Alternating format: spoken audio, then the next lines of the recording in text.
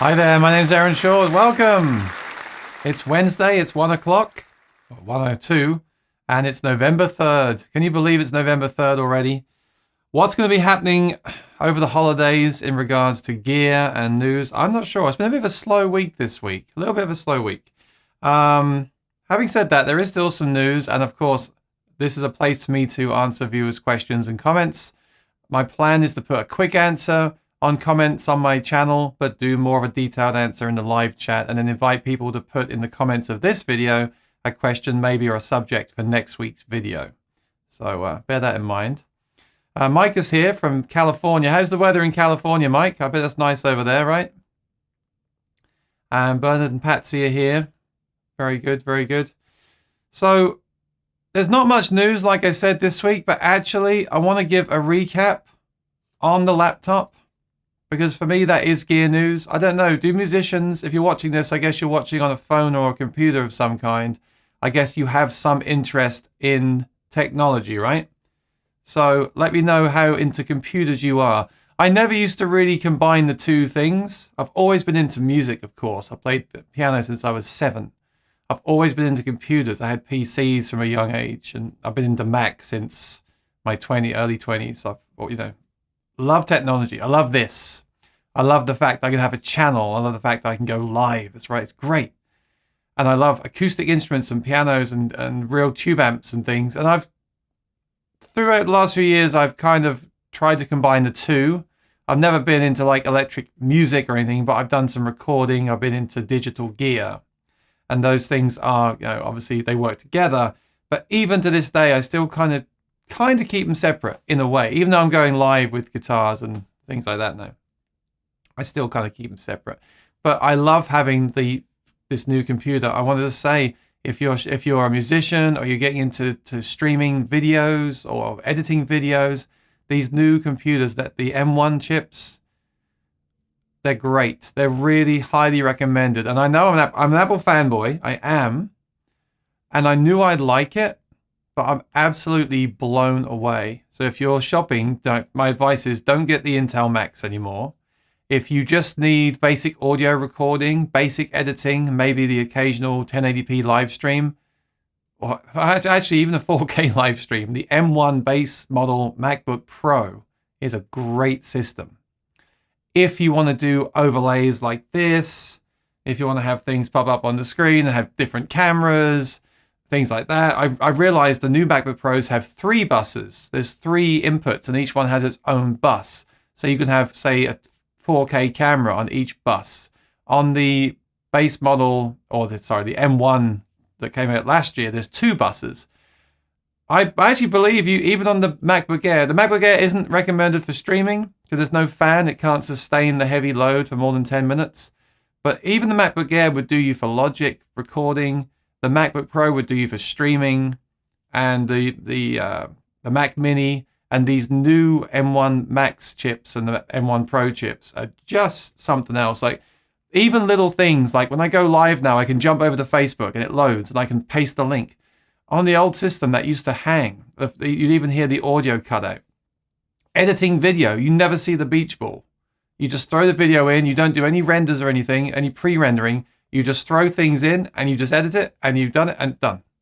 It's just, I knew it'd be that good, and I almost didn't want to say anything about it or review it. I'm actually thinking about doing an actual review of the computer because I just think, although this is a guitar and music channel, the laptop, the computer is our outlet, right? It's where we buy our gear, it's where we demo our gear, it's where we record our music. Sometimes now it's where we perform our music. I think this is the hub of what I do. This is the heart of what I do for music. So it's really important, especially with the YouTube channel.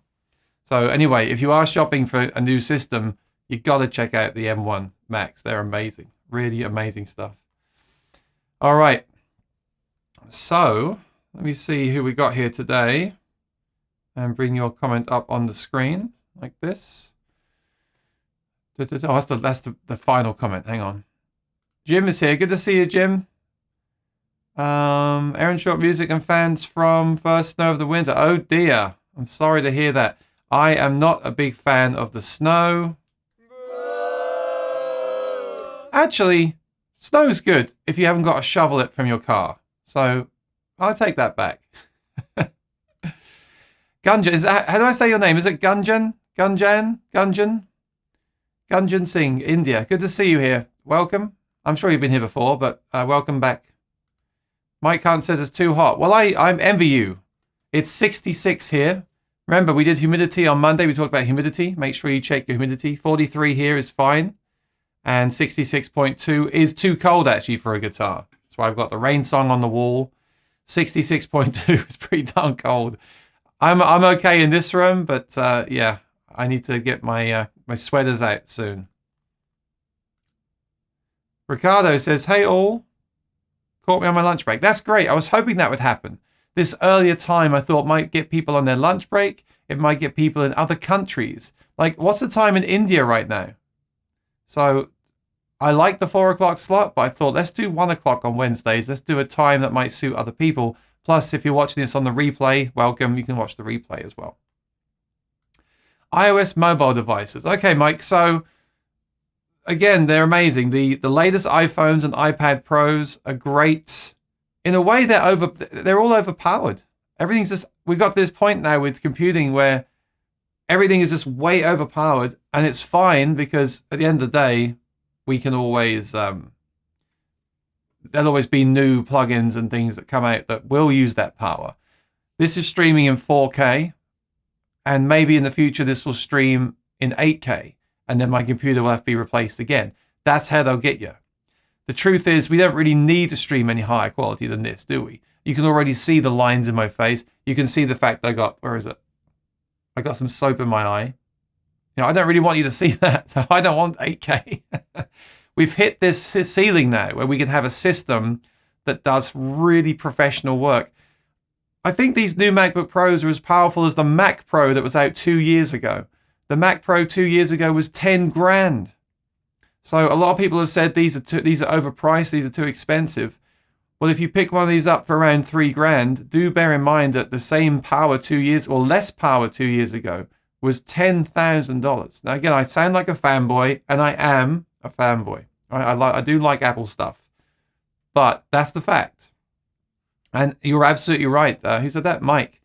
Even the iPad Pro. If you get an iPad Pro today, one of the ones with a lot of space in it, a lot of storage in it, you can use that. In fact, just the other day, I paired the wireless mouse and keyboard with my iPad Pro, and I was using it like a laptop, and it works really well.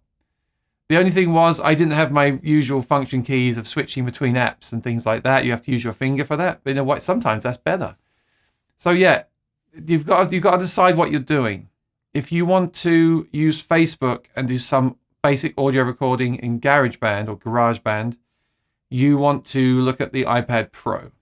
Maybe the basic iPad, but really I'd say the iPad Pro. So they're really powerful now. In fact, they have the same chips in those that the MacBook Pro and MacBook Air from last year have.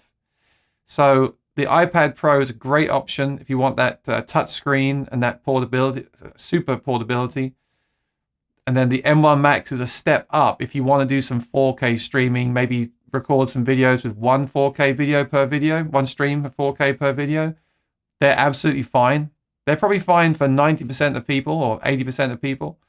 And then these latest ones are really for people that are throwing multiple 4K streams in, that are editing videos. I don't do that. As you can see from this and my recorded videos, it's usually just this, or the desktop, or sometimes an extra stream if I'm showing a pedal or something. Sometimes these graphics that come up like this, like I said, right? So I do feel I need that little bit of extra power, and it's also future-proofed me for the future. And I'm running an external display as well. So I do think I needed that, but I really think that the M1s from last year will do everything you need it to do and more. And you're absolutely right. The iPad is also worth checking out too. So, but Chalerism is watching on the Windows PC with the i7 processor and GeForce graphics card. Hey, that's fine. They say the new Windows operating system is really good. Have you tried that? I'm not sure what it is. Is it Windows 11? No, I'm not sure because I don't use Windows, but they say that's really good. So let me know how that is. Thomas Moore is a Mac fanboy too. Why did you get a 32 gigabyte? Wouldn't 16 be okay? Yeah, 16 is actually fine. What happened was I opened up all my programs at once and it said that I was using 16 gig. So that means I have the potential now to run all those programs and still have some headroom. But the truth is I'm never going to open those programs while I'm editing video. In reality, while I'm editing video, everything will be closed. I'll do a restart and I'll edit the video and I'll probably use half of that, or 8 gig or something, or less. So yeah, I didn't need the 32. I believe in getting the best you can afford at the time so it lasts the longest amount of time, while trying to be wary of not overbuying. Because my iMac was a late 2015. Actually, I'm selling that, by the way. My late 2015 iMac, I maxed it out, and that was still running strong until I got this. You know, yeah, it was lagging a bit. It had the beach ball occasionally on certain projects, like 4K, multiple 4Ks.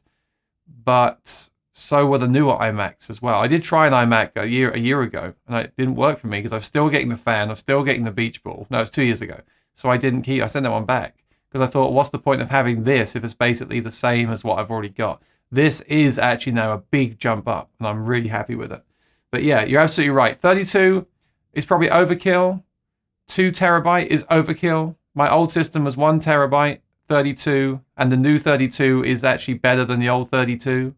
So I could have got a 1 terabyte SSD and a 16 gigabyte of RAM and still had this performance, I think. But I wanted to get something that would last me 5 to 10 years. So I think this will easily do that. Hopefully longer. But yeah, well, it's really hard now. When you shop for a new computer, it's really hard because some people can just use the phone, the iPad. Some people can just use the laptop. There's so many options and they're all so good now. Thomas More has the new iPad Air. Oh, with the Touch ID built in, right? Yeah, that's nice. The Pros are, again, the newest iPad Pro is seriously overpowered. And the problem is that Apple haven't updated their Pro apps to use with it. For example, why can't we use Final Cut Pro and Logic Pro on the iPad Pro? Wouldn't that be great? Maybe that'll affect their sales. I don't know. But I hope they do that one day. If I could run Final Cut Pro on an iPad, I could use that for 80% of what I do anyway. Ricardo says, any experience in using an... in fact, let me just do this, just so I can see things easier. Here we go. All right. Okay, because I get confused otherwise. I want this to run smoothly. Any experience using an iPad in Sidecar? So, the Imac... Oh, okay, first of all, in case you don't know what Sidecar is. Sidecar is a way of using your iPad as a second display, basically. So you have to be connected over Wi-Fi on the same network. And then that basically acts as another display. And if you have the smaller iPad, you can use it for like controls and things like that. If you have the big iPad, the big Pro iPad, that's really nice. It's almost like having a laptop next to you, right? Because the big iPad is 12 inches. So that's a really usable display. Now, the iMac had a problem. I used to use it with that and it would lose its connection. It would just shut down. So that was a problem with that. I couldn't use it. With these newer M1 Macs, it is more stable. I'm not using it right now. If I had my iPad here, I would try it for you. But I have tried it. And when I use it on the new M1 Macs, it doesn't seem to lose that connection. So I can actually have... Now I'm thinking about it. It got me thinking now. I can actually have the 14-inch laptop screen. And remember, there's a 16-inch version as well. That's incredible. But I want the 14. So 14-inch screen here, which I'm using for Safari right now. I've just got Safari on it. And that way, it means I can go over... Let me just show you. If I want to show you Sweetwater, all right, I can just go to Desktop. Just make sure I switch the right thing, as always. Yep. See? Boom. You see the whole screen. Isn't that great? You see the whole screen. It used to be all crammed up on one screen. But now this is just Safari on my left side. And I can go to that and I can show you, like I can show you some guitars, right? But on my main screen, it's not interrupted. I still have my other stuff on the main screen. It's really, really, really nice. It really is. And then with Sidecar, you can also do that. You don't need... So if it's like, let me stop. You have an iMac, you have an iPad, you can do what I'm doing here with Sidecar for free. I could even have Sidecar as well. I could have Safari on my left, the main window with the streaming in the center like I do, and Sidecar... Actually, yeah, Sidecar could be sitting here on the desk below the screen, just with notes or something on it. So, and when you're live streaming, the more real estate you have, the better. Because on the main screen, you want to have the comments, the live view, and your different scenes and things. There's a lot of different windows you want when you're doing a stream. And then it's nice to have that separate screen just for the browser. So, for example, if I want to show you this Boss RC600 that everyone's raving about, right? There we go. Full screen, looks great. And my main view is not interrupted. My main view is all your chat and everything. I can still see the chat over here. Logic Pro on iPad would be cool. It's great. Yeah. Having the different displays is great. So that's what Sidecar is. So that's something else worth considering. The M1 Mac and one of the newer iPads. What a great combo, right? What a great combo that would be. 14-inch MacBook Pro, iPad Pro on the side, 2 windows. I like what they're doing. And there's a new thing that's coming in the latest operating system as well, which is the same but different. If you have your iPad open next to your Mac, you can take the mouse cursor to that. So it's not mirroring the screen. It's not extending your screen. But what it's doing is, for example, you'll still use the News app in the iPad, but you can, rather than take your hand off the mouse and go to the iPad, which you can still do, you can just take the mouse and literally just move over and the cursor shows up on the iPad and you can control it all from one location on the desk. So Apple are really making this really tight knit. I know some PC users say that's not good. I think it's great because I do use iCloud, I do use Apple, I do use all this stuff. So the way it all works together, I think it's great. I'm locked in now, so I ain't going anywhere. All right, so we come back over here. So yeah, watching on iPad Pro, seriously considering a MacBook. Yeah, honestly, the 14-inch MacBook Pro. So if I was buying it again and I wanted to save some money, I'd probably do 16 gig of RAM, 1 terabyte hard drive, maybe 512. And don't forget, if you are a teacher or in education, there's a discount. Remember that. And I would do that, and I'd pair that with your iPad Pro, and I'd never look back. I think you'd be very happy. Logic Pro for iPad would be cool. Yeah, that would be incredible, especially the bigger iPad. Then you can imagine taking Logic Pro with you everywhere you go. That'd be incredible. Why aren't they doing it? Did you add a monitor to your MacBook? Yeah, that's a whole new debacle, that is. So I was so used to the Imac screen that nothing else on the market came close. I believe some people use TVs and like 32-inch 4K monitors, but I've tried those and they just look really bad to me. I'm so used to that iMac, 500 nit iMac bright display. That's the 500 nits is how bright it is. So 500 nits brightness, Retina 5K. There was one made a few years ago by a company that stopped making them. LG have made the ultrafine 5K, but there's this whole thing of it's not made by Apple, so it's a bit buggy. Like that's what I'm using right now, the LG 5K display, but I don't know. I was almost tempted to send it back and just get a cheaper monitor and then see if new options come out next year. I have a couple of days left to do that. Oh, by the way, another tip. If you buy an Apple product today, from November 1st, you get an extended return policy for the holidays. So you get until early January, second week of January. So if you are serious, don't get me wrong, don't just do it for the sake of it. But what I'm trying to say is if you're on the fence, if you're thinking I need to upgrade, I'd like to upgrade, I think that's the way I want to go. It's a great time to do it right now because there may be some shipping delays because these have been really popular and there's obviously the chip shortage, whatever. But it's a great time to do it because you get a few extra weeks to try it out if you're unsure about it.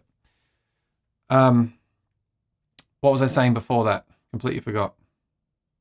So I'll just have a sip of my Sandhole sniffer mug while I remember what it was.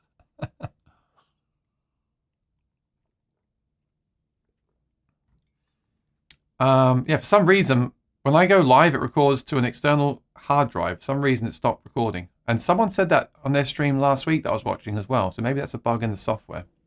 That's one thing to remember, by the way. Do check that the software you use is compatible. So all my software is. Some of them needed workarounds. But maybe there's some plugins that are not yet compatible and you still want to wait a bit longer. That is one thing I would check. Oh yeah, with the display. So that's a problem. LG make the software and they made it in conjunction with Apple, but they haven't really kept it up to date. So when this thing goes to sleep, occasionally I'll wake it up and it looks dim, even though it says full brightness on the screen. And I'll have to go down a step and then up a step and the brightness comes back. So it's a bit buggy, but not buggy enough to not recommend it. But yeah, Apple need to release their own displays. Definitely. Like the iMac quality. So that's the only thing I can recommend. The only two options I see right now for a display, if you're used to an iMac display, is going to be the LG 5K display or the Apple Pro XDR display, which is $6,000, $5,000-6,000, right? I don't really see any other options. Some people are buying the old Thunderbolt displays for $100. They used to sell years ago, and they're kind of 2K, I think. That would get you by for a while, especially at that price. But yeah, that's a real problem right now, the display. If you want a laptop with an iPad setup, you don't want a display, that's great. It has HDMI, you can plug it into your TV occasionally, that's great. If you're coming from an iMac like me, you're kind of screwed because nothing will compete with that iMac screen. The LG 5K does, but it's not perfect. All right. Trellerism is on Windows 10, okay. And 32 gig of RAM and SSD hard drive. Yeah, I mean, I would never do anything other than SSD. That's the biggest jump these days. If you've got a computer that hasn't got an SSD in it, get a computer with an SSD in it. It will fly. It will absolutely fly compared to the old ones. Hey, Brad, how you doing? Good to see you. Lee says, Q, how are you? I'm good. I'm very conscious today that I got soap in my eye when I was showering. I got a red eye, but otherwise I'm good. The new iMac 24 is... Oh yeah, I completely forgot about that. There's an iMac 24-inch as well. I didn't get that because I wanted a bigger screen, but that is a great deal as well. If you don't want a laptop, you want a desktop and you're okay with that 24-inch screen, which means you could even put it in your car and take it around with you. Some people take those iMacs to Starbucks to work on. You know that? So that's also a great option as well. Yeah, the 24-inch iMac with your iPad Pro on the side for sidecar. Don't forget you can do that as well. Yeah. I gotta say, I think these new Apple Macs, I think they're killing it. I think they've done a great job. You gotta give credit where credit is due. And this was a good move for Apple to do this. Really good move. David Belcher says, good morning, everyone in the chat. Good to see you, David. How you doing? Divided by Time Studios. Okay. What program are you using for the live stream? Great question. I use Ecamm Live and I love it. It's constantly getting better. I will say this. Someone was saying the other day it's not the most affordable anymore because I'm trying to be transparent here on the channel. You can use something called OBS. That's what I used in the early days when we locked down, first of all. I used OBS. And OBS is free. And who doesn't like free, right? I like free. Free is great. And OBS is probably best if you use Windows. If you use a Mac, you can get this program called Ecamm Live. And Ecamm Live is Mac only. There are kind of similar versions for Windows that are paid. When I got my price, it was a bit more affordable. And I think I'm locked in now. I'm sure I am. And I use it all the time. I even use it to make my videos. So I'm keeping it, right? It's a business expense as well. So I'm keeping it. But they do put the price up. My advice to you is that Black Friday is coming up. And when Black Friday is here, new customers sometimes, not always, I won't say always, but sometimes they get a discount. So I would wait for that. Now there is a free trial. I'm just grabbing you the link from my channel. I think it's in the description of this video below. There is a free trial that you can get. There's a link that I have. I'm just going to throw it in the chat in case anyone's interested. Oh, it is it's my affiliate link, right? But it gives you a free trial. Oh, I can't come. Yes, I can. Hang on. I've got to go to notes. So I'm going to put that in. I really love it. I really, really love it. I couldn't be without it, actually. I could not be without it because the reason is I also use it for my recorded videos as well. So I use it all the time. Here we go. I hope that works. Give that a click and tell me if that works or not. I put it in the chat. It's also in the description below. I link all the gear I use and software. It's actually out of date. It still says the iMac. I need to update that part, but everything else is up to date. Now, I know a lot of people that have tried Ecamm Live and then didn't subscribe to it. And I understand why, because back then it lacked some features. Like they've added the interview mode that I use on Mondays with Maury. They've added the preview mode. They've now added profiles. There's a big release coming soon with 4.0 in the next 6 to 12 months. I don't know the exact date, but that's supposedly a big release. They keep adding really cool stuff to it. They keep making it much better. They really do. So I have no problem. And even the way it is right now, I'm very happy with it. I wouldn't want to use anything else. I think my friends that have used it and didn't keep it are the ones that are not streaming all the time. And that makes complete sense. If you're not going to stream regularly, then there's no point spending the money on it, right? I'm streaming 3 times a week and making videos once or twice a week, so I think I can justify it. But if you're going to stream once a month, then no. Use OBS. Yeah. But hey, why not try it? And if you do like it, watch out for those discounts that may or may not come up at Black Friday. Mark Henry. Does anyone have experience with Boss Tone Studio on an iPad? Well, as far as I know, it doesn't work. And that's another good reason for a desktop computer. Because as great as apps are, there's some desktop software we use with pedals, like, for example, the RC500, sorry. My RC500 software would not be compatible on an iPad. I don't think they make that app. Same with Line 6. Line 6 don't have a Helix editor app for the iPad. You have to use the desktop editor. Same with Fractal, same with... Actually, Kemper do have an iPad editor, but even though Kemper have an iPad editor, it's not as powerful as the desktop editor. So that's why I still have a desktop. That's why I personally can't switch to an iPad. An iPad might be fine if all you do is email and Facebook, but the minute you want to plug in pedals or do these other kinds of things, then I would recommend you have an actual desktop computer. I'm going to the website right now to see, in fact, if they do. Let me jump over there. Let's take a look together. I'm also interested to see if Boss have released any updates lately for their software.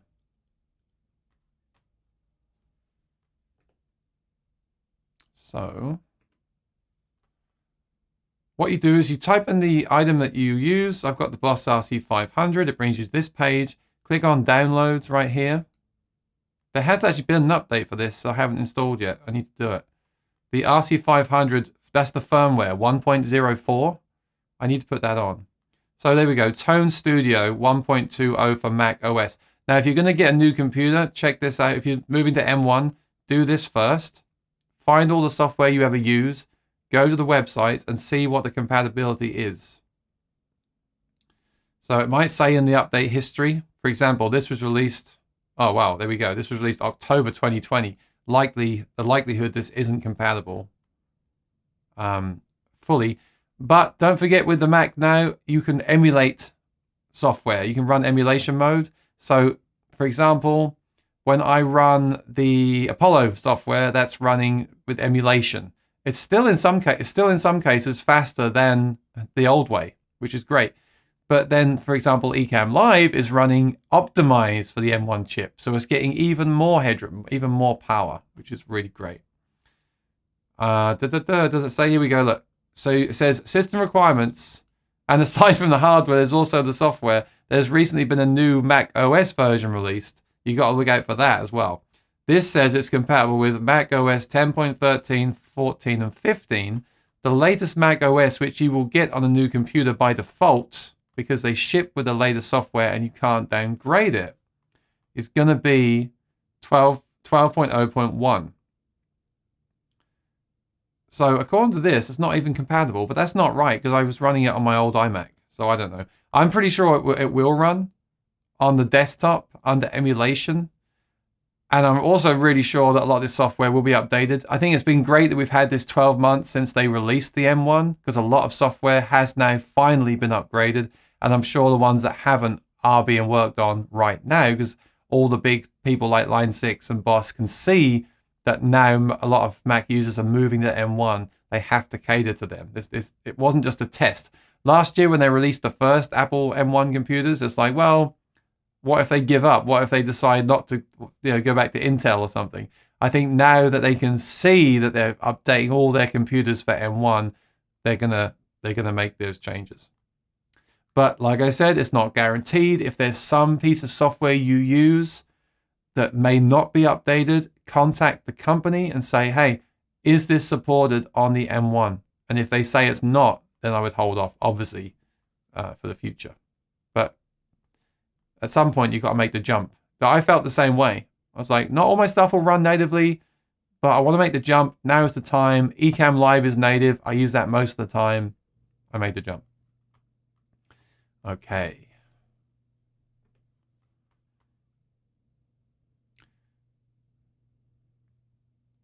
So that's Boss Tone Studio. I hope that's helpful, Mark. If there's ever any doubt, contact the company. I know a lot of companies right now are saying we are not fully, so we our stuff works with M1, but we're not fully there yet, which I think is not really that good, because like I said, they announced them a year ago. Ecamm Live had theirs going in a few weeks, so I don't know. Okay, Alex has a suggestion. Get the LG 34. Now, I like the idea. Well, I like the idea of a 32-inch screen. 34 is big. I would get a 34 if I had a bigger desk. My desk in here is pretty small. This room is pretty small, so the desk is pretty small. I don't think that would work for me, but a 32 would be nice. But that's a good recommendation. If you do have a big desk, the LG 34 WK95U. It's 5K ultra wide. Okay, but again, 5K on a 34 display might not make me happy because I'm so used to 5K on a 27. So if you think of 5K in a 27 box and then you stretch it out, all those pixels will be stretched out as well. So I don't know if I could use that one myself. I'm just so used to the 5K now on the 27-inch. They call it Retina, right? I'm so used to the Retina display.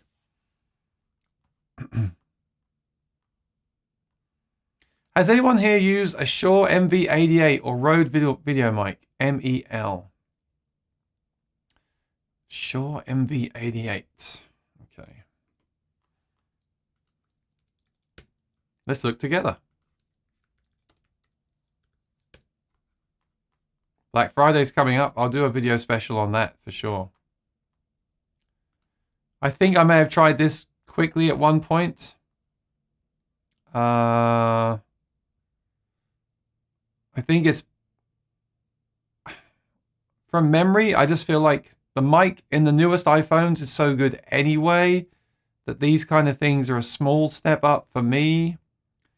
And also if I'm recording like an acoustic guitar, I'll use my main rig. I won't use the phone. So that's not something I was interested in. And there's something else to carry around and plug in. But if you have a specific use case for it, it might be useful. I know people like them. I do know people like them. If you look at the reviews here, it's got good reviews. Look, I do hear good things about it. So if you want a certain configuration that this can give you with your phone or device and you don't have a desktop recording solution, I think it's probably a good way to go. But I would rather invest money in the desktop configuration myself. And I don't see myself using it. I did get the Rode Wireless Go, the 2 wireless mics, and I got that because when I went to Nashville in the summer, the audio was terrible. I did a walkthrough of a guitar store, and I couldn't upload it because it's just too noisy. These are great little. I did a stream with them once. They're 2 little square things. You put them on like lavalier style. Yes, you can see it, but it gives you wireless audio, and you can use that for guitar recording as well. So I'm not against the Shure MV88. They've got a demo version here for $134.10. So maybe that's worth trying that one. Just quick shout out for me, because I don't have a sponsor for my video. If you use Sweetwater or Thomann, I have affiliate links and they're in the description below. All you got to do is click on that link and then make your order, and I get a commission at no expense to you. Aaron Short sponsoring today's video. But no, seriously, that really helps me out for my time in doing these videos. I would recommend, if you want my recommendation, the Rode Wireless NT. Is it NT? Not NT2. The Wireless Go. I think this is great. Now, I haven't done any actual recording with it. I haven't done any actual projects yet, but I did go live with it and I did do some testing and it was perfect every time. And speaking of software, they've just released a new app for it as well, which makes it even more powerful. Which one do I have? I have this one, I think. Yeah. Yep, so you get the receiver and 2 mics. So I can have one, the guest can have one. And don't forget, you can also use them on acoustic guitar as well. Are they as good as the Shure? I haven't compared them, but certainly would be usable. And you could even do stereo miking, couldn't you? That'd be kind of cool. But these are what I would get if you're doing a lot of speech and talking. So that's why I got it. Next time I go to NAMM, I'll take my DSLR camera, I'll put this on top, and I can do actual interviews. That's why I wanted it. If I was recording acoustic guitar videos, I'm not sure what kind of videos you're recording, but if I was recording acoustic guitar videos, I'd probably just invest in a nice microphone and interface and do it the real way. That's the wrong term, but you know what I mean. You also said the Rode VideoMic Me L. And by the way, with this one, I noticed there's an accessory which looks really cool. This one. It's just a stick. It's just a holder. but you put the mic on it and it makes it like a handheld mic. Look, it's kind of cool. So rather than stick it on their shirt, you can just say, hey, take this, and they just hold it. It's like a wireless mic. That's cool. Rode makes some good stuff. So what was the other one that you mentioned? The Video Mic Me L.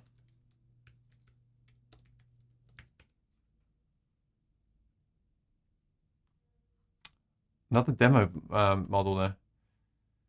This one, I've heard good things about this one actually. This is more like a shotgun style mic, mini version. Yeah, I'd probably go for this. In fact, I was going to get one. I was going to get one of these as a shotgun mic, and then have the ones I just showed you, the wireless ones for the speech, for the talking. So I've actually been thinking about getting this myself. I haven't tried it, but you know, $79, and it gives you that shotgun mic on your DSLR camera. Yeah, I don't know what context you're doing. You know, I have obviously the mic for recording YouTube videos, which is this one. I have one of these. This is really nice. A small diaphragm condenser, right? So when I was choosing mics for my acoustic guitars, I decided to go all the way so I wouldn't have to buy again. That's a great thing to think about with all this gear we spoke about today, actually. Buy nice, don't buy twice. Is that right? Something like that. So I got a really nice pair of Neumanns, and I figure I'll just use them until I stop playing the guitar, basically. Stuff like this Rode video mic, I've bought a lot of stuff like that in the past and just never used it. And it's just sitting in a box somewhere. I'd only buy that if I knew I had a specific use case for it. Like if I'm going to NAMM and I need to film Tommy Emmanuel playing the guitar, then that would be great. So I would get that for that. But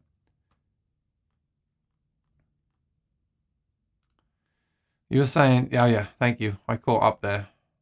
I probably won't. I'm going to keep this monitor. There's nothing else like it on the market.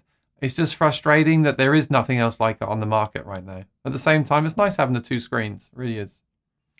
What OS are you using? Seems like each time I upgrade, there's an issue.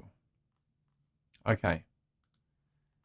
I did upgrade to Mac OS Monterey. I advise everyone not to jump on the latest software updates. Hey, you know what? This is a great segue into a rant.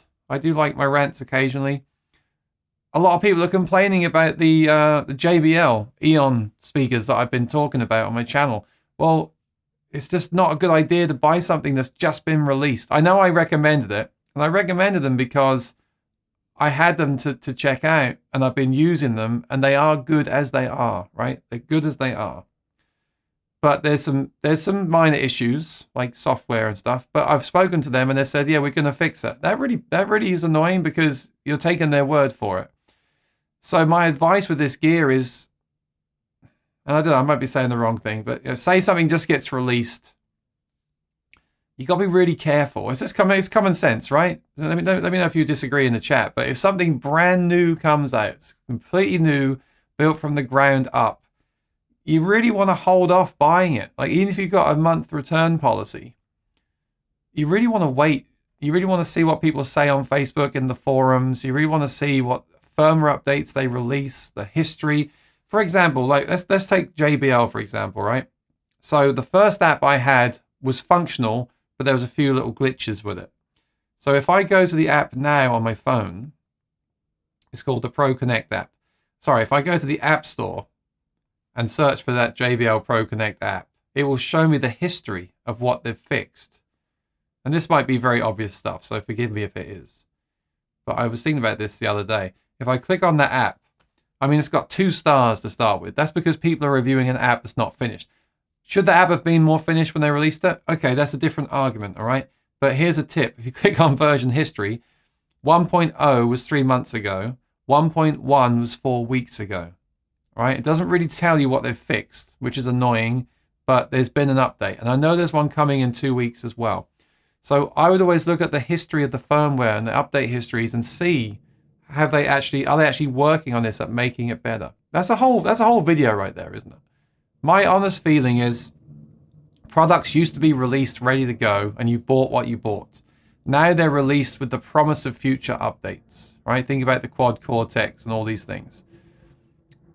It's nice that we can get future updates for free, often for free, but it's also not nice that we buy things and we become beta testers in a way. So I have very mixed feelings about it. Yes, I want the gear to come out now and not wait years for it to be fully developed, but I also don't want to feel like I'm a beta tester either. And I felt like that with Apple, with the M1, with the display having those bugs. It's frustrating because, hey, Apple, you're selling this on your site as fully compatible, and it's not really fully compatible. It's a little bit buggy, not buggy enough to not buy it, but it's not 100% compatible. And I feel like that with gear in general, right? When you used to buy a Fender amp like this one behind me, that is what you got. You got the amp, either worked or it didn't.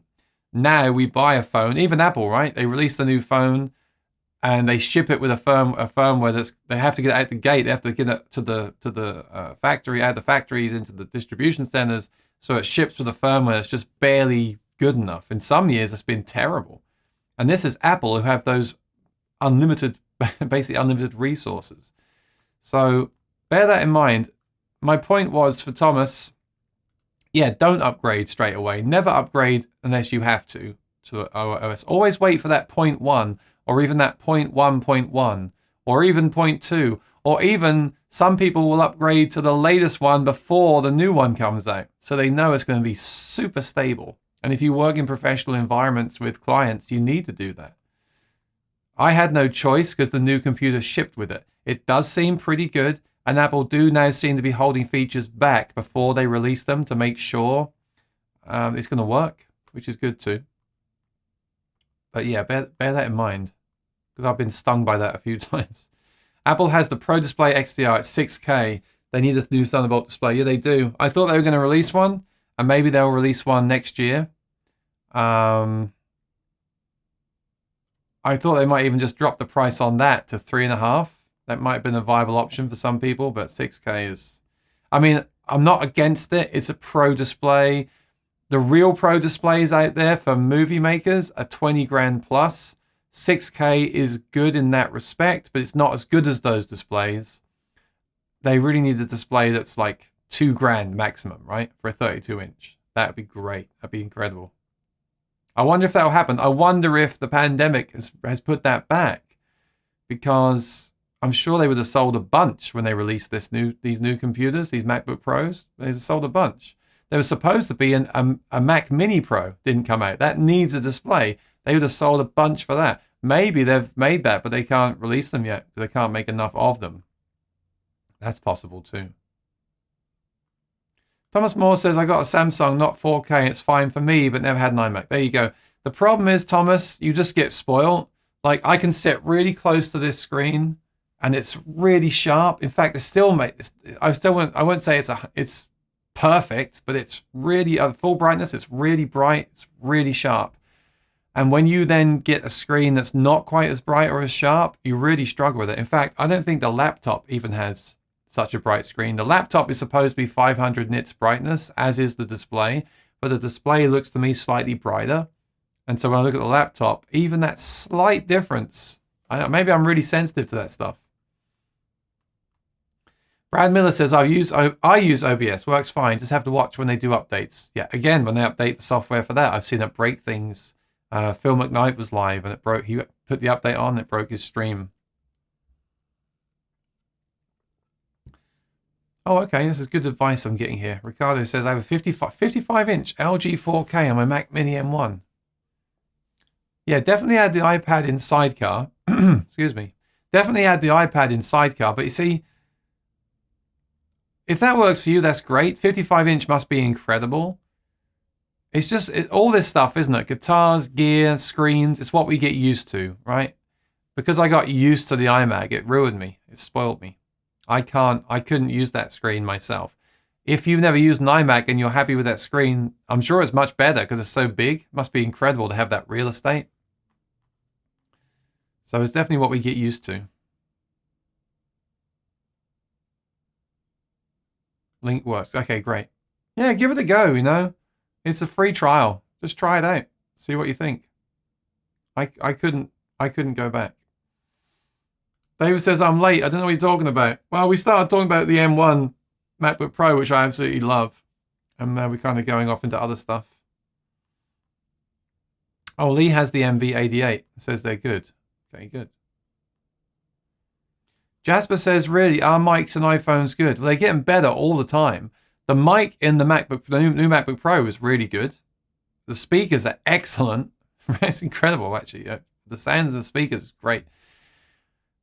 Okay, let me take it back. I'm not saying the mic in the iPhone is good. I'm saying the mics that you buy to plug into the lightning port on the bottom are not better enough for me to bother taking them around with me. At least on the ones I've tried. If I ever found one that was substantially better, I would probably make that effort. But for me, it's good enough. And another tip, if you use the Notes application, no, Voice Memos application, do go into settings. There's compressed and lossless. And lossless voice notes. That sounds fine. For me, for just ideas and practicing, it's fine. And if I want to record an actual demo of a guitar, I'm not going to use those $80 Lightning mics. I'm going to use a real mic. So I don't really want something that's in between. And if I do want something that's in between, I've got my Rode Wireless Go, which is a great option because it's wireless. Buy once, cry once. Yeah. But just don't buy the wrong thing. Hey, Music Therapy Laz, how you doing? Good to see you.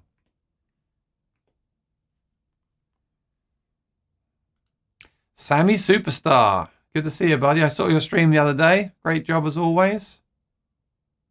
Music Therapy Laz says, I'm looking to get a new laptop for graphics designing and music production. The Samsung 2 and 1 is in... What's the Samsung 2 and 1? Is that a new laptop, like touchscreen or something? I spend all my time following music gear and Apple stuff. I don't follow the Samsung and PC stuff. Not really. I do watch some, but not much. Do I only use Apple products? Yep, right now I only use Apple products. And the reason is you get locked in, don't you? I use iCloud that stores my passwords, my calendar. Everything is in iCloud. I use Apple Music, so everything is in iCloud. And what that means is that when I use the computer or my phone, it's all in sync. And I really like that. I know they've completely tricked me and locked me in and I can't escape now, but I don't really want to anyway. Ecamm Live is Mac only. Logic is Mac only. Final Cut Pro is Mac only. I don't want to learn any new software. I'm still learning them, right? And I'm very happy with them. So I don't mind. I'm very aware that I'm locked into Apple. And I'm okay with that because there's good that comes with that as well. The convenience is what you're getting. Yeah, I really like Apple. I almost made an Apple channel. Probably get more views, right? But I'm biased and I'm a fan. I also think it's just good stuff. It just works. It does work really well. It's not perfect. It doesn't always work perfectly, but it works well. And this new system is so smooth. Again, knock on wood. And I did lose connection to the external drive just now. Ecamm Live said it stopped recording to the external drive. And I was watching someone Saturday night, it happened to them as well. I think that's a bug, but who knows? Hey, nothing's perfect. No guitar is perfect. No mic is perfect. No piece of gear is perfect. Even though Apple are all locked in now, making their own hardware and software, it's still not perfect. There are still going to be bugs. But for me, the less bugs and imperfections I get, the better, right? I just want to do the thing. Like right now, I just want to stream. I'm just streaming. This is great. And I've actually just got something else that I was going to save for a future video, which is amazing. How many people here actually live stream? Let me know in the chat if you live stream. And if enough people live stream, I'll tell you about what else I got. Sammy streams and he says, I'm still using the M1 Mac Mini and I was testing out the M1 MacBook Pro 16-inch. Wow. So what are you going to do, Sammy? Are you going to switch? You stream, right? And I was saying at the start of the show, the M1 Mac Mini is fine. It's a great system. Probably fine for most people, especially if you've got the higher RAM and hard drive space. The M1 MacBook Pro 16-inch it's a weird one. It's like, I've already said this, I won't dwell on it, but my question to you is, does the 16-inch MacBook Pro, M1 Max, whatever, give you enough to want to upgrade? For me, it did, because I still got some hanging when I did my editing on the M1. Like when I've tried an M1 and dropped 4K videos into it, I've seen some beach balls. I don't see those in this new one. Although, that was an unrealistic scenario, so but it is faster. Apparently, even the hard drive speed on the new ones is like 4 times faster. That's really good. Warren's here in Australia. How you doing, mate? Off topic a bit. How is your carbon fiber guitar going with the changing weather? Well, it's great. It never cracked. It never will crack because they've tested it themselves at Rainsong. I'm friends with them. They told me they've tested it. It's fine. They leave it in the shower all year round. It's a wood, fused wood on top. It's not a wooden guitar. I just noticed during this stream, Warren, that it's 44 right now. It's starting to get low. I'm starting to get concerned for my acoustic guitars because of the lack of heat, 68 degrees Fahrenheit. So I'm getting a bit concerned now. I have to, later on today, I have to get all my guitars out, put the humidipacks in, seal them, make sure they're going to be safe. I do not want guitars cracking. As you know, that's not good. But the Rainsong, whatever you say about carbon fiber guitars, and I think it's great, but whatever you say about, oh, I want wood, I want the name on the headstock, look what I can do with this guitar. I can leave it hanging up. You'll see that guitar hanging there all winter, and it will not crack. And that's incredible, because I can just grab it and I can play it. I love that. It's very, very nice people, nice guitars. Does the Apple iPad Pro have USB Type-C? Yes, it does. Yep. Good job I watch all these Apple videos, isn't it? Because I know this stuff. Yes, it does have USB-C. They've moved over to USB-C for most devices, but not the iPhone. And that's a bit annoying. Although I never use the port on the iPhone. I always use that wireless charging pad. So I always just put my phone down at night and it charges it. I never plug it in anyway. I could do without this, but I would hate it if they took this away because this means you can plug in an audio interface. That's why I think they shouldn't do it. So the Samsung is a pretty cool 2-in-1 touchscreen that's pretty powerful lightweight laptop. Not sure how it compares to M1. I mean, any modern computer now can probably do what we need it to do, right? Everything's so overpowered now. It's great. The M1 is impressive. There's still some other processors that when you plug them in are faster, but the M1 is great. And it's Apple only. Thomas Moore says, I bought a USB AKG Lyra mic and it sounds good, but all kinds of extras need to plug it into a phone. I should have just got the Apogee. That's a good point as well. When I got the Rode, I actually did have to get a different cable to plug it into the phone. They don't give you the cable with it. That was annoying. I think there was like an analog cable. And to be fair to Rode, they're not going to ship you every possible adapter. It's really a problem with the industry right now where there's not a standard. Well, USB-C is the standard, but then Apple has not put it on their phones, and some people have not put it on their devices.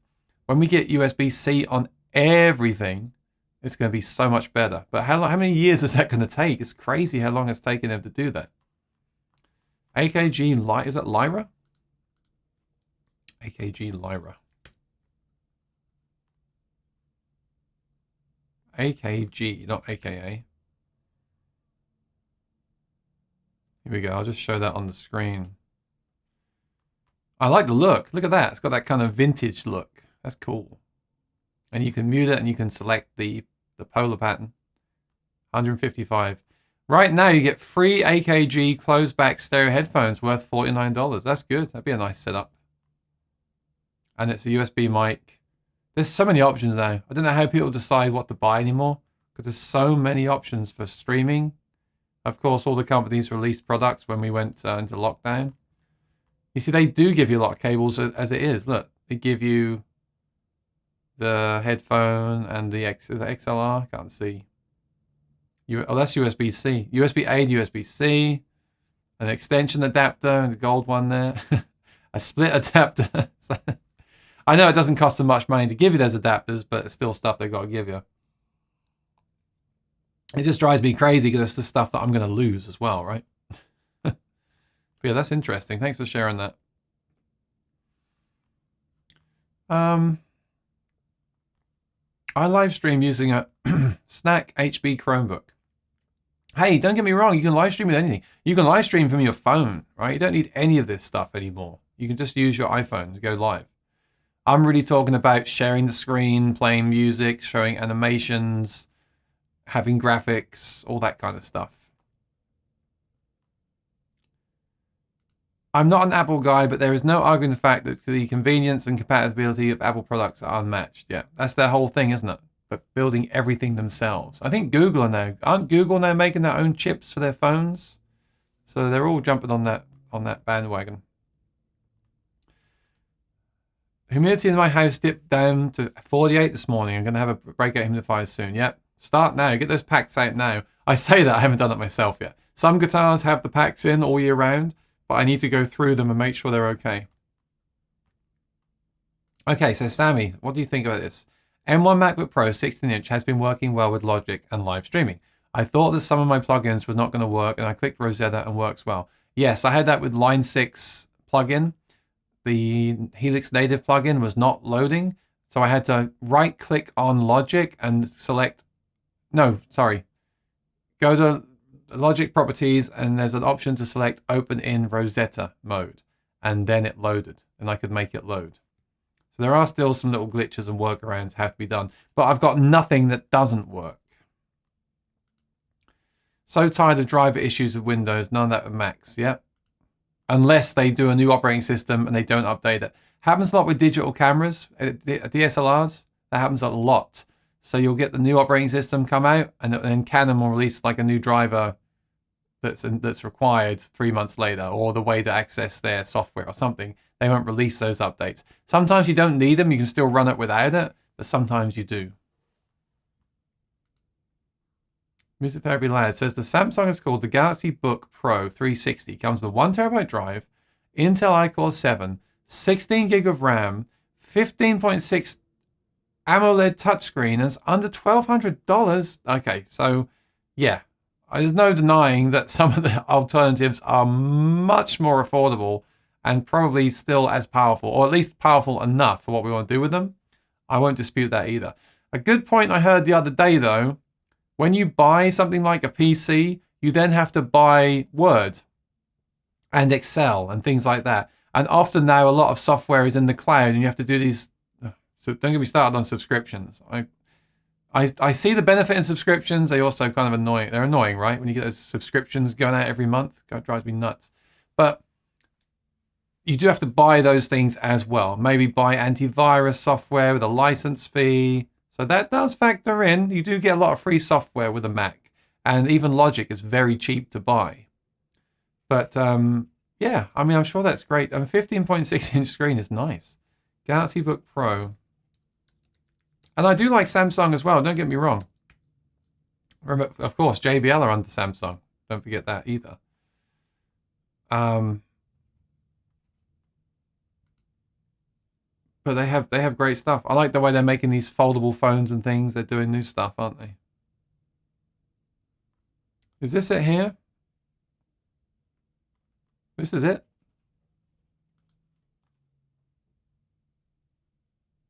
Wow. Galaxy Book Pro 360. That looks nice, actually.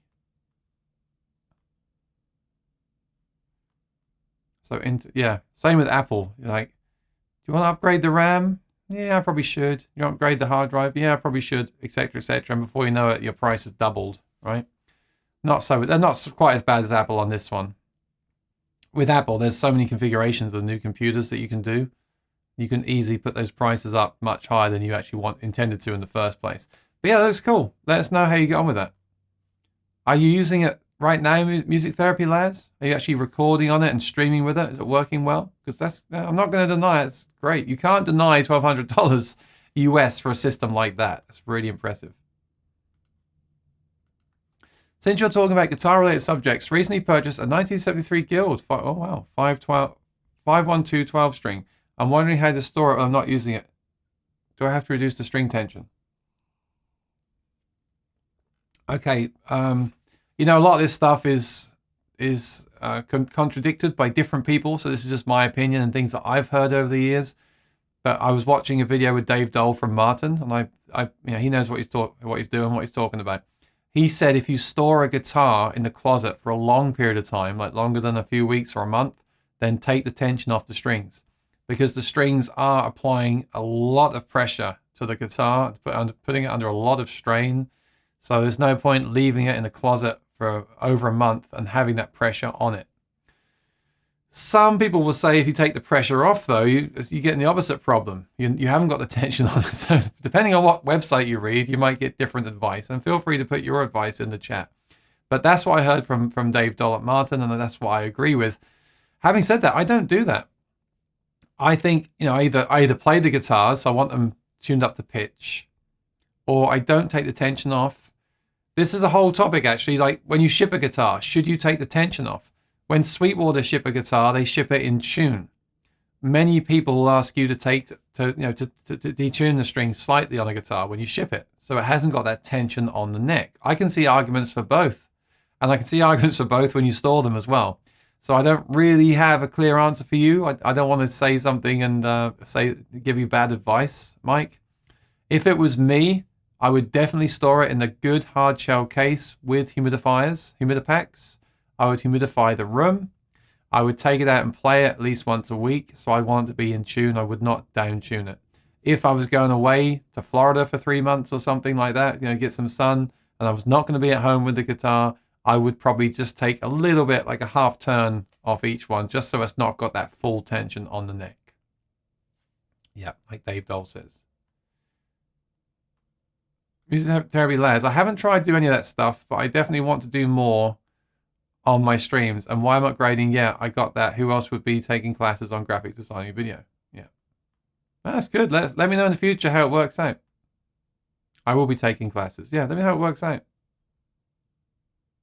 Thomas Moore says you need power and an iPhone camera kit to plug in to the AKG. Oh, right. Okay. So more things to buy, right? More accessories, more dongles to lose.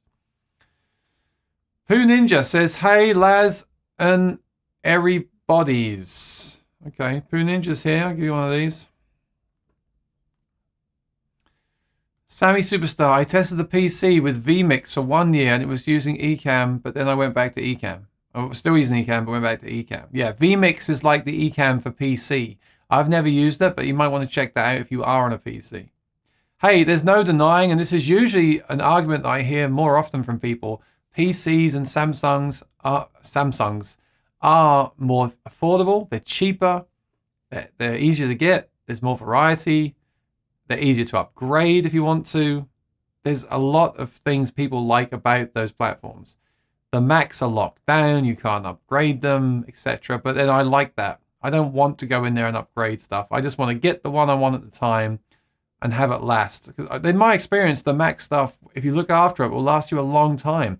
My last iMac has lasted me 6 years and is still a perfectly good machine right now. In fact, if I if I wiped it, did a clean install on that, it'd be fine. It was fine. I was live streaming, I was making videos, it was fine. It's a great system. I never had to spend more money on it. I feel like with the PC, I would have upgraded parts of it and done stuff like that. And you might say, no, you don't have to do that anymore. Things are different now to those days, like even 10 years ago. But I think you definitely pay a premium for Apple. You pay the Apple tax to have the convenience. So, oh, I'm going to buy it today at Best Buy. The guaranteed price is not to be even blocked. Okay, so if you buy now at Best Buy, they'll match the Black Friday price. That's good. Thomas Moore, raking leaves while listening. Yeah, I do that a lot. I love listening to YouTube videos while I'm doing stuff. It becomes a podcast. It's really good. Now, you've got the new Orbi Mesh Wi-Fi. See, I've thought about that as well. Sometimes the Wi-Fi, even in a small apartment, will lose connection. You'll see the icon disappear from the phone, and that's because we have one router in the living room. So I was thinking about those mesh Wi-Fis as well. So it's evenly spread out throughout the whole apartment. So let me know how you get on with that in the future, please. Yeah, Pooh Ninja says, it's like building a Kiesel guitar. The base price is $1,500 and when you finished it, it's $3,000. Exactly. That's exactly what happens with Apple, especially now with the newer ones. Here's what they're doing with the newer ones. They have like 32 cores, and when they make these chips, some of the cores are not functional. They have to turn them off. They have to disable them. So what they do is rather than throw those away, they sell those for a lesser price. So if you buy the one with 16 cores, because 16 cores aren't functioning, you pay less money.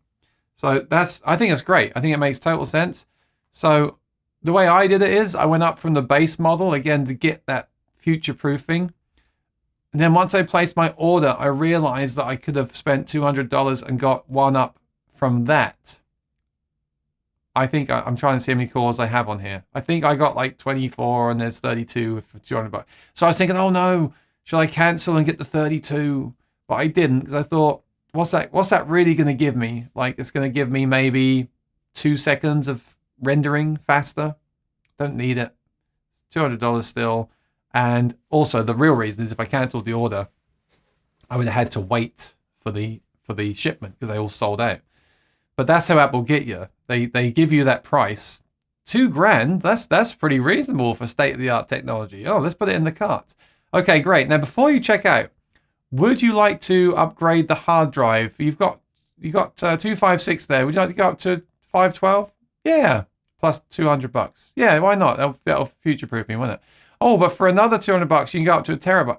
Oh, that's good. Yeah, actually 1 terabyte. Okay, great. And then for 500 more, you go up to 2. No, that's not really worth it. Okay, I'll be strong there. Let's move on to memory. Okay, well, it ships with 16. Yeah, 16's fine. Oh, but for $200, yeah, I guess I should get this. Okay, I'll put that on there. Okay. And then, oh, do you want Apple Care? I don't like extended warranties, but with Apple products, with laptops, I might drop it if I'm taking it to NAM. Yeah, I'll get the Apple Care. Okay, $250. Okay, great. And then finally, do you want to buy Logic Pro? Well, I already have Logic Pro, but yeah, so you go from $2,000 up to like $4,000 plus tax. Mine wasn't $4,000, by the way, but this is an example. You might start at $2,000 and end up on $4,000 plus tax. So they know what they're doing, don't they? They know what they're doing. Cheers, Brandon. Thank you. Poo Ninja. Just keep playing your guitars. It's not an issue. Exactly. But do be careful. Now it's getting colder and drier. Do be careful of the weather. When you finish playing, put it straight back in the hard shell case with the humidipack. Lee says, I stored my guild in the wood burner. Oh, only joking. Always remove tension on a 12-string. Actually, that's a good point. Thank you. I completely forgot that we were just talking about a 12-string guitar. That's even more tension. Yes, do definitely. I know I said take some tension off if you're storing it for a long time. Yeah. Good point, Lee. I completely forgot the fact that you said it's a 12-string guitar. So it's got even more tension on it than a 6-string. Yeah, definitely take the tension off. My bad. And I was just thinking this as well, Chullerism. If you aren't going to play a guitar, you should sell it. I completely agree with that as well. If you find you've got a guitar in a case and you're buying humidipacks for it and you're not playing it, then you should probably just sell it on, right? Jerry Cherry. Music Therapy Laz. All my guitars are up on the wall and I play them at least once or twice a week and keep them in tune. Makes no sense to detune a guitar to store. If you're playing them all the time, what's the difference? Yeah, I agree. If you're storing a guitar and not touching it for, I mean, if you haven't played the guitar for a year, you've got to sell it now. If you haven't played the guitar for 3 months, you should probably consider selling it, right? And who wants to pay to have it set up and repaired and put humidipacks in there, and even just the hassle of opening the case to check it's okay. Guitars are almost like pets. This is not. This is like a robot pet. Okay, guitars are like pets. We have to water them and feed them and insure them and take them to the vets once a year, right? And the Rain Song is like one of those Tamagotchi or those robot Sony dogs that you buy that are a bit more expensive, but you never have to feed them, water them, or take them to the vet. Maybe take them to the vet, but you never have to water them or feed them or worry about them starving, basically. I like that analogy. And yes, I am a cat lover, so I'm not against pets. They are worth it. Same way with wood guitars. They are worth the hassle. But sometimes the digital versions, that's not digital, but sometimes the low maintenance versions have those added bonuses. And the danger of having a guitar stored is if you're not keeping an eye on it, it will make sure nothing wrong is happening. All kinds of things can go wrong. That's a good point. I have to go through mine. I have to open all my guitars up once a week and just check they're okay and make sure they're not dried out. It's a hassle. I was thinking last week about maybe selling everything, just having one acoustic, one electric. That would be a great video to make and to discuss. I don't know if I could do it. It's a bit like buying the Apple product. You think, right, what do I need? I need a Strat. And I need a 6-string acoustic. That's it. The rest can go. I can get a custom shop Martin with a really nice expensive pickup, and I can get or I can get like I have the GPC with the Anthem for stage. I can get a vintage Martin and a vintage Strat. I'm done, right? But then you think, okay, but I really need humbuckers, so I'll also have to get I have to keep an HSS Strat as well, or a Gibson. Okay, Les Paul maybe. Okay, fine. And then I'm professional, so I might need a backup. I need a backup, yeah. So I will keep one as a backup. And then before you know it, you're up to like 10 guitars. That's what I keep doing. But I would love to get rid of everything. I was actually thinking about making a video about it. Like, just get rid of everything and just keep one guitar. I don't know. Then I'm thinking, well, I could use different guitars and pickups for the videos I'm making. So I don't want to do that. Like, I'm gonna review an amp soon, and I want to use the Anthem and the Maton. So I want to have access to them. But that's like a dream I keep having of getting rid of stuff. Sammy was using a 2012 iMac. Wow, with eCam for 1 year. And I paid $130 for it. There we go. Still works. There we go. Yeah, you don't need the bells and whistles. And sometimes buying people's used stuff, like I said, I'm gonna trade in or sell that iMac I've been using. It's perfect condition. It's mint with a fresh install of the hard drive. That will do a lot of people great. And they could buy that off me for like, what's fair, like $1,000? Well, $1,000 bought from me directly is much better than buying an iMac M1 from Apple for like $2,500. Now, I'm not saying that the M1 wouldn't be much better. It would be, but it's a 24-inch screen. Mine's a 27, and it won't. And the 27 will probably do most people just as well. So you save $1,500. It just depends what your priorities are, I guess. Pooh Ninja says neglect is bad for everything. Use it or lose it kind of stuff. Yeah, I agree. Unless you're collecting something. If you're a collector and you're investing, that's one thing. But having stuff you don't use, yeah. I have a few guitars like that I got. I've got a few that I bought used for really good prices, and I know I'll get the money back or make a profit on them. So my plan is to, once I've caught up on some other videos, my plan is to review those and then sell them. So that's my plan. I just got to get around to doing it. Are you excited for the RC600? Well, it's funny you should mention that. I am. And I can't say any more than that. I'm very excited. One reason I'm excited for the RC600 is that it has 2 mic inputs. I have to show this on the screen. The RC600. Right, so I've got the RC500. I'm a big fan of it. Big fan. It's a great pedal. When I do my gigs, I'm using the Play Acoustic, though, which is not as good as a looper, but it's an all-in-one solution that's mobile, portable. This new RC600, I'll tell you exactly why I'm excited, and it actually ties in with the computer. I have no fan anymore. In fact, let me turn off the noise gate to show you. I've been live streaming for 1 hour and 17 minutes in 4K, okay? And I do have a noise gate on. It's completely silent. It's incredible. I hear the odd noise when the neighbors are moving around, like rustling and footsteps, but you probably can't hear it unless you've got really good headphones and listening really carefully, which I'm sure you're not. Just kidding. But if I turn off the noise gate, you'll hear it. If you turn up your speakers right now and listen carefully, that's my noise floor. But that used to be on the iMac. It's incredible. I could be streaming like this now. I don't need the noise gate. The noise gate is nice. It stops the keyboard clicks. It stops my breath. I can hear myself breathing now. Can you hear that? With the noise gate on, you don't hear my breath. It's really nice. The noise gate on the Apollo is incredible. I absolutely love it. But on Sunday, I was able to use the real condenser mics and do my stream because I couldn't do it before because they were so sensitive. They were picking up all that fan and everything. Now I can stream with these. So this is what I plan to do with the RC600. Let me show you. And I'm hoping to have one on the channel as soon as it's released. Like as soon as it's released, I hope to have one to show you. So look, check this out on the back of it. So you've got, actually on the top, you've got 3 loops, and there's actually 6 because there's 2 layers. So you've got 6 loops, but there's 3 that are always available there. You see you've got track select at the top. You can switch that to 4, 5, and 6. The reason I'm excited for this pedal is on the back, there's actually 2 mic inputs. Now, what I'm going to do is I'm going to plug my vocal mic, which is a big, large diaphragm Neumann condenser, into mic 1. I'm going to plug that other mic I just showed you into mic 2. I'm going to plug my pickup, possibly, into instrument input 1. There's still instrument input 2, which could be a keyboard or something. There's drum beats built into it. There's various outputs on it. There's expression pedals and MIDI. You can control this with the Morningstar pedal that I use. So my plan, I think this is going to be a game changer.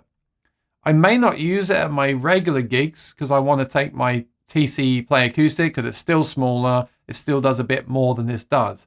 But I want to use this for live streaming because what I can do is I can use the loop functions with the microphones. So with my current loopers, they only have a vocal mic input and a guitar input. It's very hard to plug in a mic for your acoustic.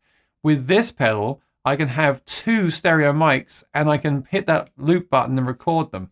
Now, there will be bleed from that. For example, if I'm doing the acoustic, it's going to pick up the vocal mic and vice versa. It's not ideal, but it's doable.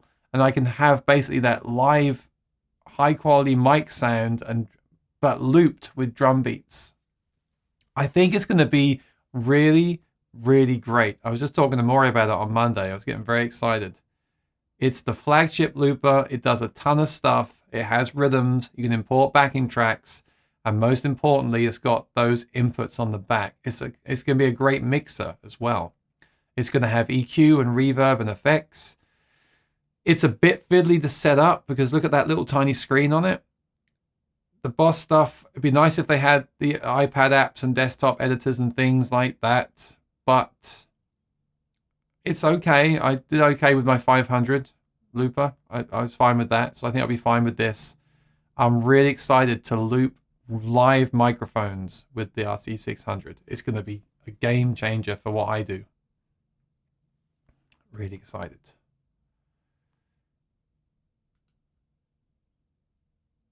Yeah, you want to supersize that? That's exactly right. You want to supersize that? Mac? Big Mac? You want the big Mac? You want the Big Mac or the Big Mac?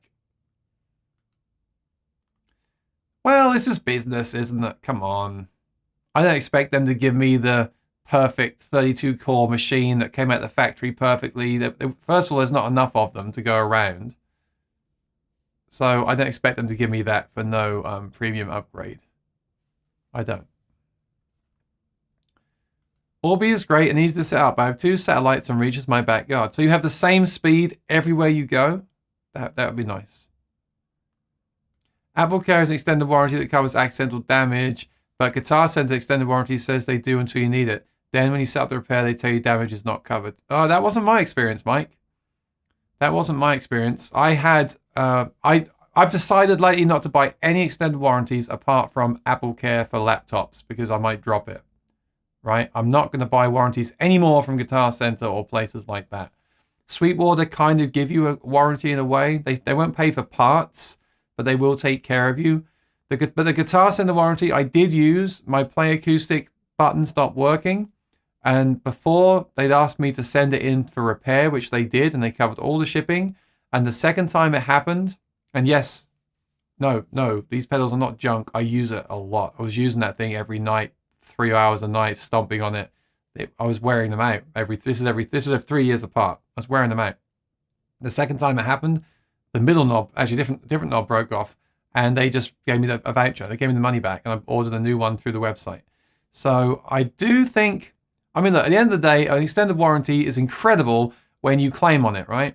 And they honor it. I've not had a time I've bought the extended warranty and they haven't honored it, I don't think. But the Guitar Center, when I've used it, they have honored it. And the Apple have always done it as well. It's been fine. But at the end of the day, what I believe now is, and it makes sense, right? Everything you buy is offered with an extended warranty, even furniture. If you take all those out throughout a year and add them up, you've probably spent $3,000.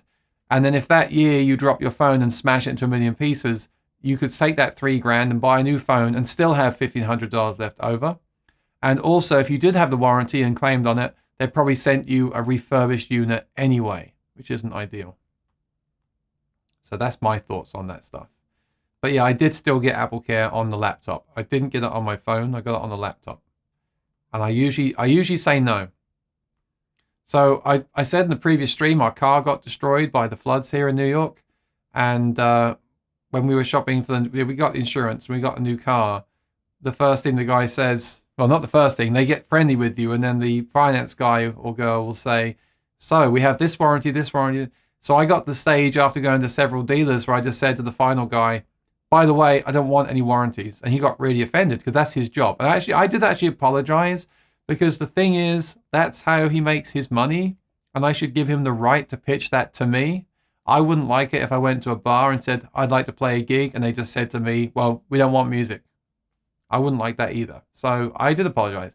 But I just got so beaten down by it. And I just decided, no, I don't want those warranties. So I'm just going to save him the time and say, look, I don't want the warranties. I wasn't rude about it when I said it. And we were in a hurry to get back to New York.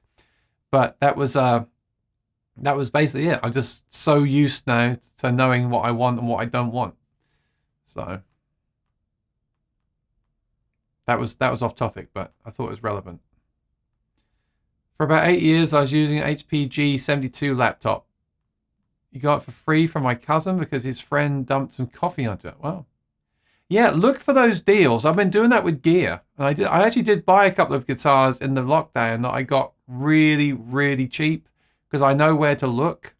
I'm not going to tell you where to look because then you'll look at the same places. No, like Reverb.com, Facebook Marketplace, and forums. You just keep your eye open. There's always those times when someone's looking to sell something for, like, they've just bought it and they're selling it really cheap. So one that I did that for is the 0018 Martin. I wanted to review a pickup system. So I found that the guy just bought it and sold it a week later. And I got it for a really good price. And then I had the pickup installed, which the company installed for me because I offered to do the review, which I did this on the channel. And then once I've done with that pickup, I've done a few more comparisons I want to do. And once I'm done with that, I'll sell that guitar. So at least I won't lose money on it. And that's the truth, isn't it? When you buy gear, if you buy new gear, you lose so much money on it. If you look around, you can get some great deals, especially now. People that bought guitars in the lockdown and sell them on, you can get some incredible deals. Like we were just laughing about keeping your guitar in the closet. You know, I've done it in the past. I've bought a guitar, not really bonded with it, didn't return it, kept it, and then 6 months later, I've thought, like, I didn't play this guitar.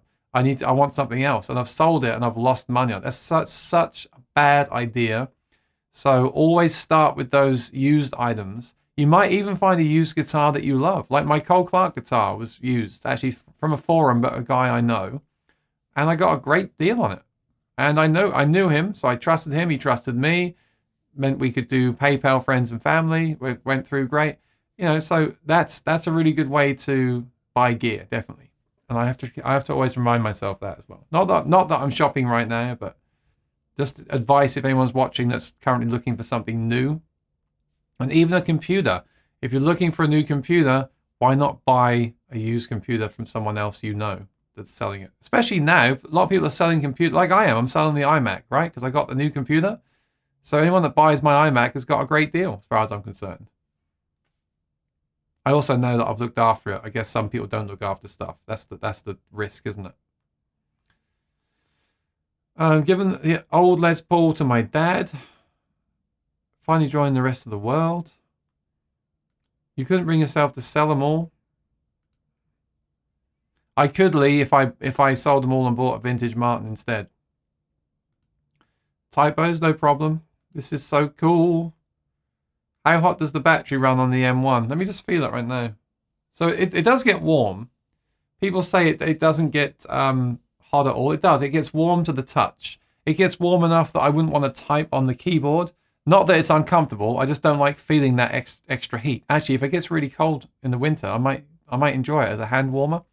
But I have an external keyboard, so I don't feel any extra heat. And if I listen to the fan, No, I don't hear it. When I first got it, I could hear it purring. If I put my ear right next to it, it's probably purring, but I can't hear it just in the room. You couldn't hear it through the mic either. If I turn on my amp behind me with the noise gate off, you'd hear that little fan in there. Very quiet, but you don't hear any fan in the M1. It's a complete game changer. Because I used to laugh about this with Peter Gregg's channel. We used to have this running joke that I'm not a fan of a fan. Because, yeah, I don't want to hear that. I don't want to hear any extra noise. And it's so quiet now. It's incredible. If the next song I record will be incredible because I won't hear any noise in the recording, apart from airplanes and cars. I wonder what the new M2. So Ricardo, there will be an M2. And my question is, will Apple release these every year now, like the iPhone, or every 2 years? I'm thinking every 2 years. I think we'll see like updates to M1 that will go to M2. And then the next year we'll see the M2Xs. The year after that we'll see the M3, then M3. I think they'll run it like that. I don't think they'll release a new one every year. They don't need to, because I certainly don't need to upgrade the computer every year. I mean, you don't need to upgrade a phone every year anymore, do you? Because the differences are so small. So I don't think they will, but we'll see. There we go. My D42 I bought secondhand, used. And it's the best sounding guitar I've ever heard. Exactly. And I've done that with some guitars too. I think I want the nice new shiny one out of the box. Sometimes you have a problem with those guitars. I had a problem recently with a guitar. I had to change the tuners on it. It was a new guitar. But when you buy a used guitar, often those problems have been fixed by the previous owner and they've played it in, and it often sounds better. Good point about buying used computers. I buy used musical gear all the time. Yeah, and computers too. In some way, computers are better, right? Because they're digital. There's less that will go wrong with them. Mike Hunt, I was afraid after setting up the repair guitar center when the guy told me damage was not covered, that even though they would recover the postage there, I wouldn't receive it back until I reimbursed them for original shipment. That sucks. That does suck. I mean, there's always people that will try to get out of stuff, but I've had a good experience with the guitar center people, and a friend of mine did too. He bought a new Gibson, and he used bug spray, and the bug spray caused the finish to flake off, and they refinished the whole guitar for him. So obviously you got to read the small print. You got to make sure you've got the photos and the evidence, and you word it right when you talk to them. Sometimes it's just luck, like who's going to speak to you on the phone, right? So I get it. I feel bad for you. It sucks, but any warranty can always have those issues, I guess, right? All right, so this is happening every week, and I'm enjoying it. I have viewers' comments lined up, and I don't address them because I'm just reading my comments from my channel. I don't address them because we get chatting anyway. So the comments really are in case I don't get any questions. I'm not going to bring the comments up today. I'm just going to answer them on the channel with text, but I will invite people that are watching this video to put questions or topics in the comments below. So if you can think of a good topic for next week, like used guitars, how to store guitars, anything like that. If you want to put a topic in or a question, then I can address it the following week. But don't be offended if I don't bring up your comments or questions, because we get so much happening in the chat, and I prefer that, this live interaction. Look at today. I was going to mention that I really like the new laptop. We ended up doing an hour and a half about laptops. And then that went into software, that went into how to buy a computer, that went into how to buy a used guitar and how to store a guitar. So we went on this whole kind of journey for the live stream. And that's why I love live streams, that the way that you're helping me make a video in real time. I can do those other comments and things as pre-recorded videos, recorded videos, or just type the answer in the chat. So I think it's been great. I've bought several guitars on the Martin, unofficial Martin guitar page, none from eBay or Reverb. Yeah, okay, Thomas, when I mentioned forum, that's what I was talking about. Okay. Sometimes I think I shouldn't share this stuff, but I'm going to share it with you guys because you're all here and I appreciate it. Keep an eye on the unofficial Martin guitar forum used section. I hope I don't regret that. If one of you guys buys a John Mayer guitar for $500 off that page, you have to promise to give me first dibs on it because I told you about it. I'm just kidding. I'm just kidding. I'm just kidding. I'm just kidding. All right. But no, that's the truth. The truth is, remember the thing with today, good and bad. With forums, what can happen is, like the unofficial Martin Guitar forum, what can happen is people can buy a brand new guitar, get a good deal on it, realize they don't like it, and sell it for a bit less than they paid for it, and you end up getting a crazy good deal on basically a brand new guitar. That is a really good thing. But also remember the downside. Do you know this person? Where are they shipping it from? How are they shipping it to you? Did they change any? This is my biggest thing. I'm so worried that someone's gone into a wooden guitar and changed the bracing or something, or done something to it, hasn't stored it. I was talking about this with Maury on Monday. I made a comment about Guitar Center, like sometimes the door's left open and humidity is rushing out the door. That's my fear with a used guitar. What if they haven't stored it correctly? What if there's some internal cracks we can't see? So bear that in mind as well. There's always a risk with that stuff. But you can get some great deals. And unlike Reverb, they don't add on a fee. If you buy from a forum, there might be a $10 a year fee. If you buy from Reverb, they're going to charge you the tax and the fee on top of that as well. So these forums, I think, are the new little goldmine places to go to.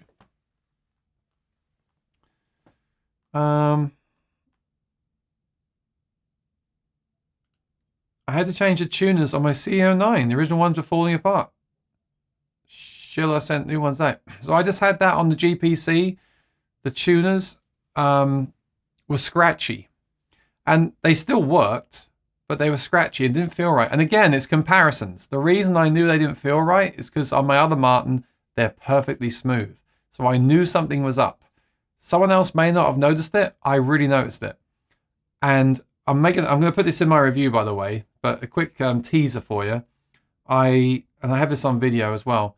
But a good tip I found from it is I contacted the company and I contacted Martin, and they both wanted me to go through some hoops to get this resolved, which is fair enough, because I bet some people are asking for new tuners out just randomly to get more tuners to sell on Reverb, right? I'm sure that happens. I'm sure some people make a mistake and they send out tuners for they didn't need to. I have no problem with that. But what I did was I made a quick video with my phone, and as soon as they saw that video and saw the issue and could hear it, you could hear the scratchiness as well, they immediately sent me a new set. I put the new set on and they're perfect. They're incredible. Completely night and day difference. So I want to put that in my review when I finally make it as a tip. And that is a good tip. If you ever have a problem with something, make a video, even if it's just your phone. As long as you've got some decent lighting in the room and you can see it, it's like daylight coming through the window. Make sure it's a decent video, it's stable, you can see it clearly. If you clearly show the issue and then upload that into Dropbox or a private YouTube video, you don't make it public, I don't think that's fair, but make it a private video, send them a link, and they can see the issue, then I think you'll get that support immediately. I think the problem with emailing people and saying, I think this has a problem, I think this isn't right, sometimes they don't really understand what you're saying, or they get frustrated, or they get a lot of emails like that. So, excuse me. I had a gig last night, a bit hoarse. I think sometimes people get those comments and they don't take you seriously. That really worked for me. Make a small video of your issue and then send that with a full detailed description to the relevant person, and they're much more likely to help you out. That certainly worked for me anyway. So thanks for sharing that, Lee. I see bad tuners all the time lately, and I believe it's because they're churning them out. They're making so many of them. What happened with me was the grand tunes were on Martins, and I noticed when I was in the stores trying the guitars, I noticed some of them were really bad, like really scratchy and not good at all, or kind of loose, and even making noises at times from vibrations.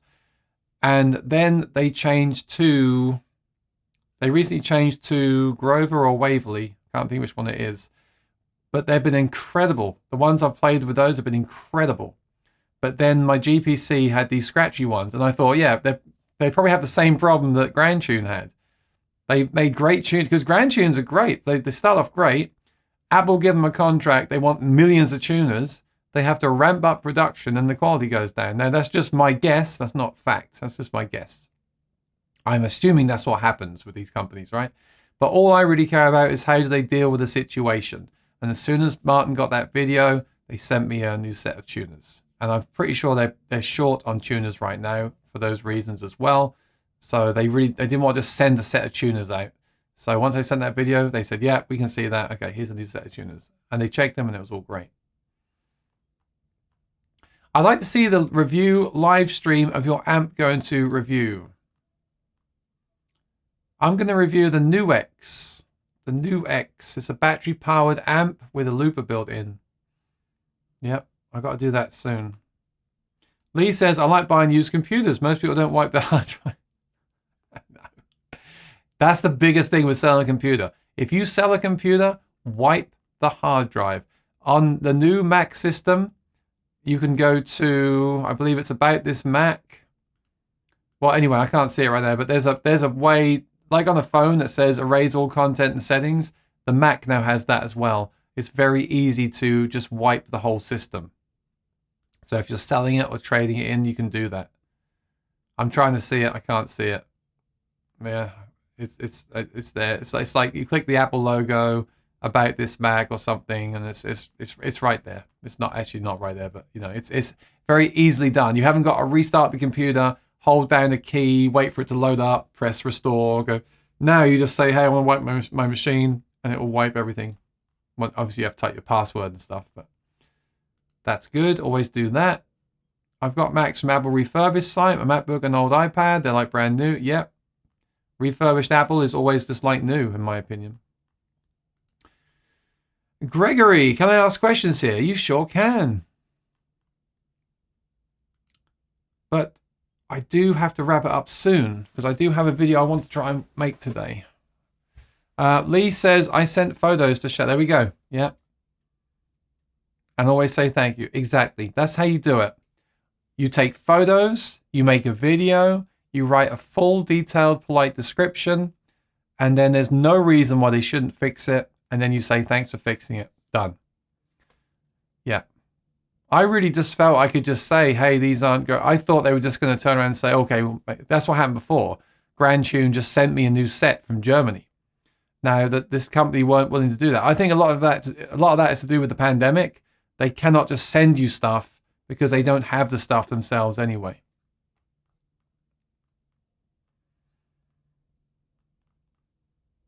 Okay. Well, you could have asked a sensible question, but you didn't, so I'm going to ban you. Okay. Oh dear. We didn't have any trolls. We get a troll right at the end. And it wasn't even that bad of a troll. Like, if you're going to troll me, at least put something really terrible. No, don't. That's the other good thing about Ecamm Live. The ban button is right there on my screen. So the minute I get a comment I don't like, I just press ban and it bans the person from the whole channel. Did that work actually? Did it ban them from the whole channel? I don't like to talk about it because then I'm giving them airtime, right? But I just want to see if that worked for future reference.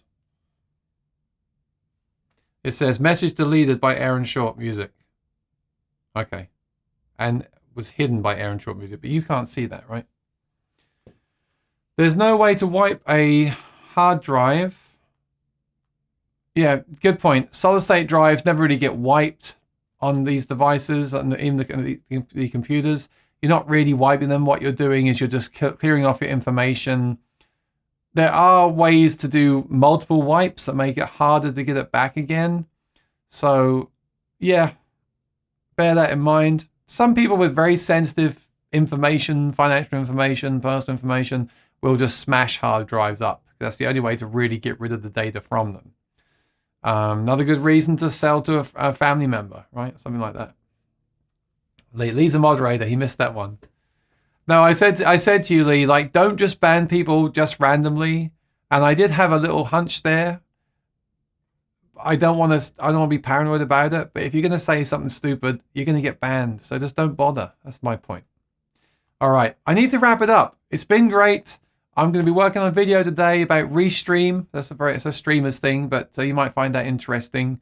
So like I said, I think I'll do a review of the Apple because I really think it is a game changer for musicians. The RC600s will be coming around January, maybe a bit before, but I'm going to have a review up from day one of that. There is new JBL software coming. It's a bit of a quiet time right now, but even though it's a quiet time right now, There's still stuff happening. The sales are coming up soon as well. So I'll have stuff to talk about. And I'm pretty sure this week there'll be something to talk about anyway. It seems like even during the pandemic, there's been new stuff released and updated every week, which is cool. Which is really cool. And if I run out of things to talk about, I'll just do viewers' comments or pick a random topic. But yeah, if you think of a good topic, do put it in the comments below for next week's session. That'd be great. Cheers, orders to go. And also, if you're new here, I wanted to say this as well. If you're new here, subscribe and ring the bell. I appreciate it.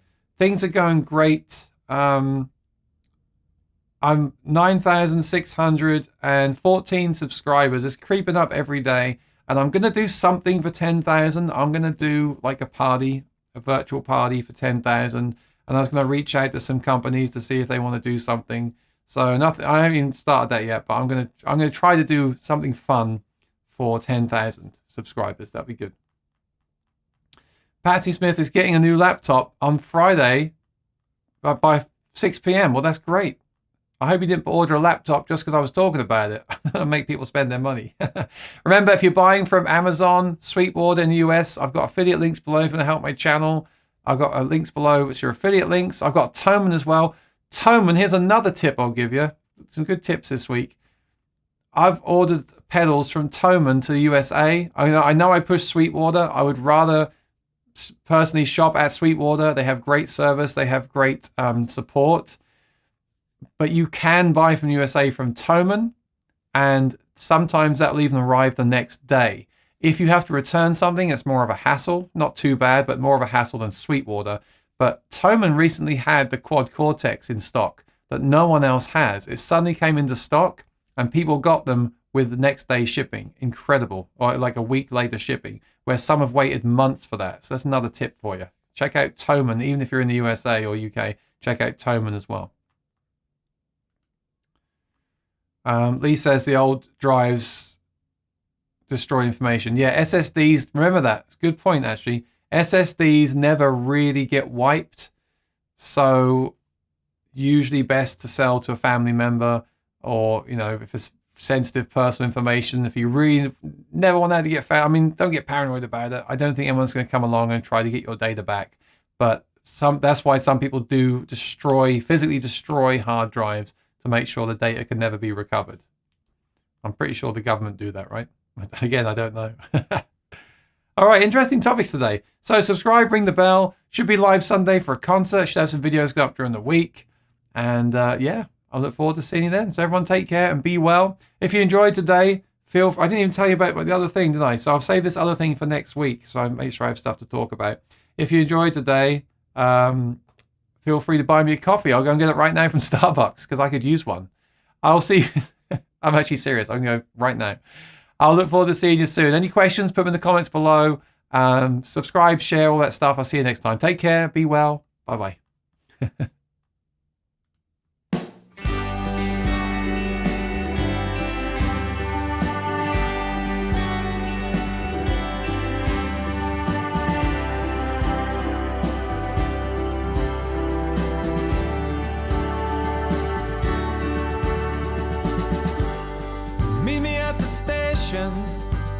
At midnight,